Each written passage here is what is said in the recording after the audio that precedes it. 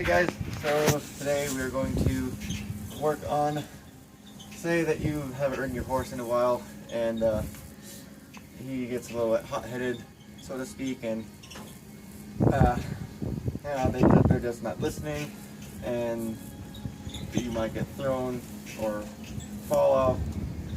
Plenty of things could happen, but I'm going to show you today how to prevent all that and what to do on your when you haven't been on and you're just starting to get back into riding or things like that nature. So we got Ranger here, and it's windy outside, so his hearing isn't going to be the best, so he'll be a little bit more alert.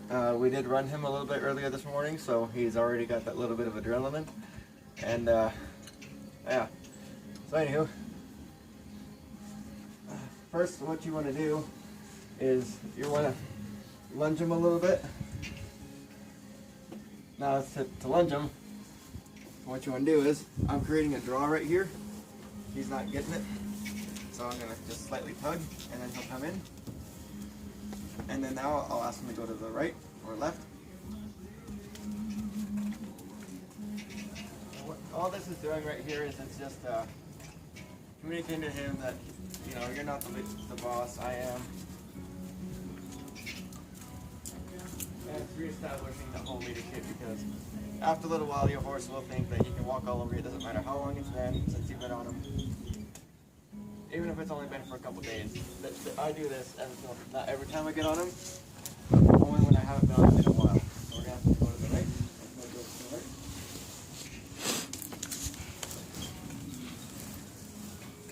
Notice my body language. I'm just resting the rope on my thumb. He turned in to me because I didn't do anything, so I'm going to ask him to go to the right again. He can trot if he wants to. I'm not asking him to, but it's fine if he does.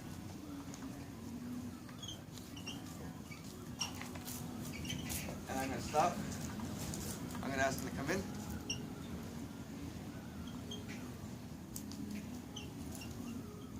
And I'm going to ask him to back up. Notice how I'm not even tugging on the rope at all. I'm just using my body. The rope is just an aid. Now, see, he's going to stand right there, so I'm going to ask him to come in, tug on the rope slightly. I'm going to ask him to back up again.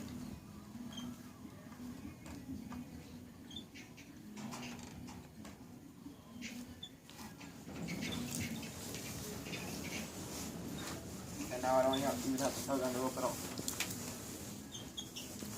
So we're going to get on him, and I'm going to show you how to kind of get him or reestablish your whole leadership role. Now, since I'm working with him with the rope, he's going to just be a little bit more keen to it. He's going to think I'm going to be giving him cues, when actually I'm not. But to him I am. He's a horse. They communicate through body language, so everything I do around him with my body, that's a communication. Like I said, it is windy out here, so I apologize if the camera is not picking this up. But horses have a fight or flight mode, and when they can't hear, they're obviously going to be a little bit more flighty.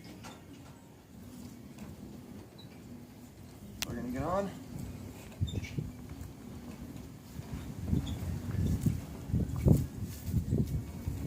Do not ask me to go anywhere, so I'm asking him to stop. I'm just going to have him stand here. He still wants to go, so we're just going to keep making him stand. Oh, stand. So I'm going to stand here for a few seconds. I'm going to calmly ask him to go forward. I'm going to go like this. I'm going to lurch my body forward. He's going to go. So now we're going to go to the right or left.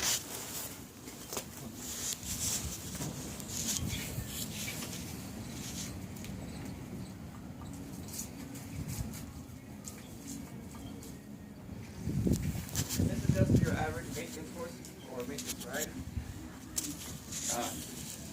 This is just reestablishing the whole communication or the whole leadership role, because you don't spend 24/7 with your horse, so you always have to reestablish that leadership role every time you're around them. It's not showing him who's boss, it's just saying, hey, you can trust me, I'm the leader. So I asked him to back up. Notice how I'm not even using hardly any pressure on my reins. All I'm doing is I got my two thumbs right here, and then if he's still not gonna go back, I'm just gonna slightly with two fingers ask him to back up, and he'll do it. I'm gonna go left, and again, I'm just using one finger.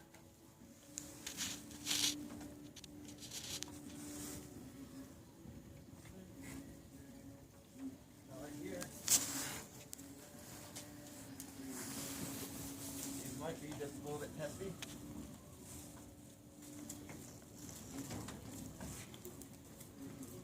He won't try to run off on me, but he will try and get me off into this little shed area. So what I'm going to do is, just going to back him up. I'm going to make him think that this is the bad area. So when I get away from it, I'm going to have to stop. And then he'll get released from the pressure from right here. So I'll tell him that's the bad area, this is the good area.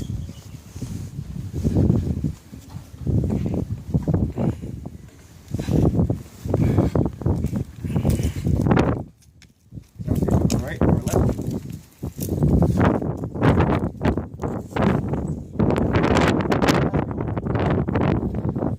All you want to do is pick up the rein right here, and all I'm going to do is just constantly tell them, and you want to keep it in the same way. So he pulls away from it. I'm looking at him. See, I'm keeping the rein exactly where it's supposed to, or right where I want it.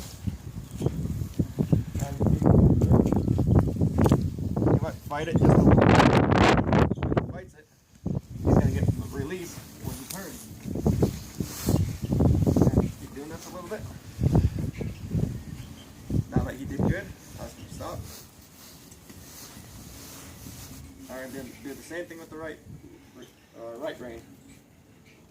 Give him a little bit of pressure. Keep it in one spot.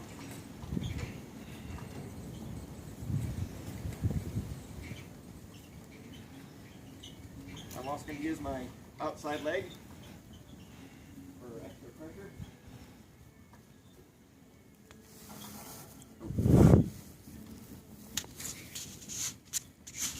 Stop to give him some release. Tell him he's a good boy. Like I said, I'll say this 1,000 times to that horses do not learn from pressure, they learn from the release of pressure. Now see, that's not my fault. Ask him to stop. And he's doing a lot better than he has been the past couple days. Yesterday when I got on him, he was bucking, he was rearing, he was lurching forward. And see, if you just do those little communication things. See, I'm not asking him to back up, he's just backing up. So I'm going to ask him to go forward. Oh, have him stop right here. And if you just do those little communication things before you get on after a while, or before you get on after not being on for a while, they'll figure out that, hey, I can't get away with anything with this guy, he's the boss, so I'm not going to get in a fight with him, I'm just going to keep communicating with him. So see, he's getting a little bit softer. I'm keeping my hand on one position. You don't want it to the point to where it's too loose or too tight. Because if you get too loose, then that causes a delay in response. See, I'm going to back up. Yeah, that'll cause a delay in the response. If I could let my reins right here, now you don't want to constantly keep them right here like I see a lot of people ride, but you want just a little bit of slack. So I'm going to put my rein right on the knee.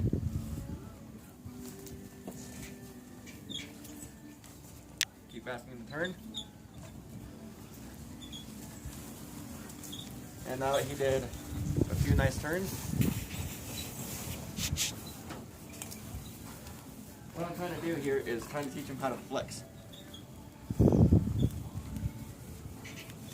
Now how you do that is you don't want your horse to, if your horse isn't going to immediately get to just stay in there, so keep turning. So I'm going to keep doing this until he stops. He stops, so I'm going to let go. I'm going to do it again. Nope. I only let him turn when I give him the outside leg, or the outside leg cue. So he's flexing kind of a little bit.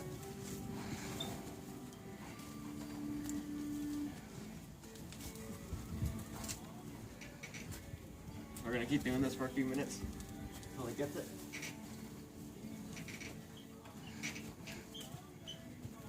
Okay, so stop.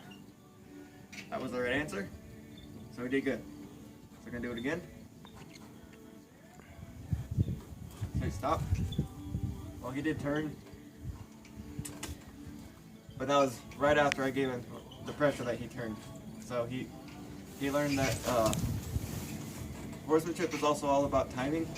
If I give him the release of pressure too quick, then it'll teach him the wrong thing. If I give it too late, it'll also teach him the wrong thing. You just gotta get it perfectly. Do it again. Now you might have to do this about 6 or 7 more times. See, he's gonna turn, or he's gonna flex. Oh, that's gonna stop. I'm going to try it with the left side.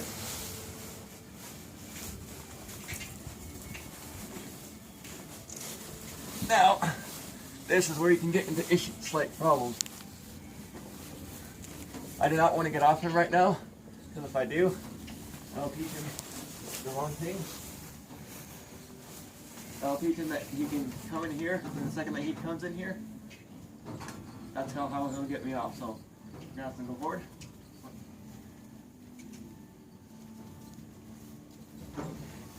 Stop him right here. So I'm going to do this in a trotting now.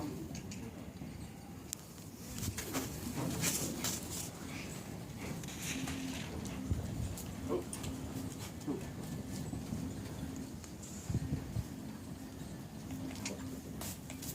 See, right now he's just kind of filling up his oats. Now that I asked him to go a little bit faster. This is why you want to do the whole communication stuff.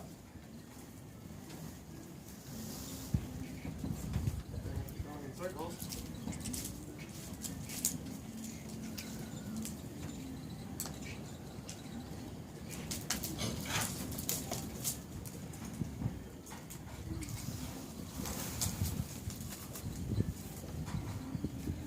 See, I'm hardly doing any pressure with my rein. Add a little bit of pressure. He's going too close to the barn or to the shed. So we slow down, so I'm going to step up, go a little bit faster.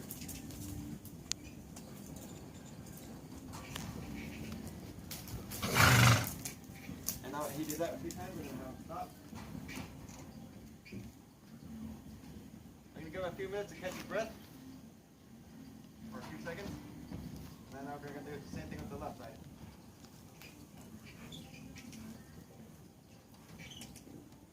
See, he's already kind of figured out that he does not get release from pressure down there, even though he wants to go there. Because he thinks that's where he'll get it. So I'm going to go forward.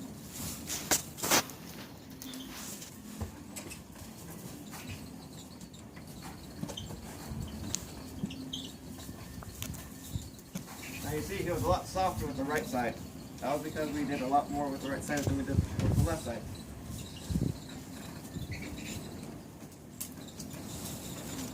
So I'm just going to ask him to calmly walk with his left lead. Now back up.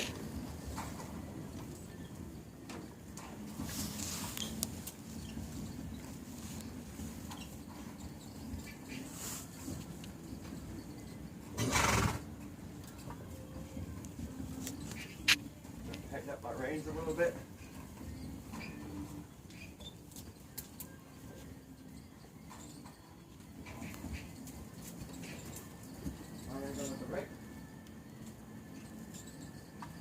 does a lot more better with the right side, only because we did a little bit more with the right side than we did with the left.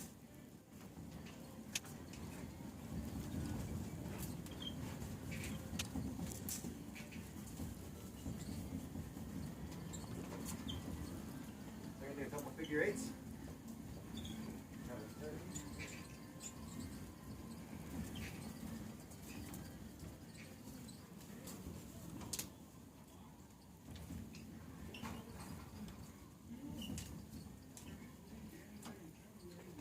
See, now he'll get a little bit softer with that left side. Up.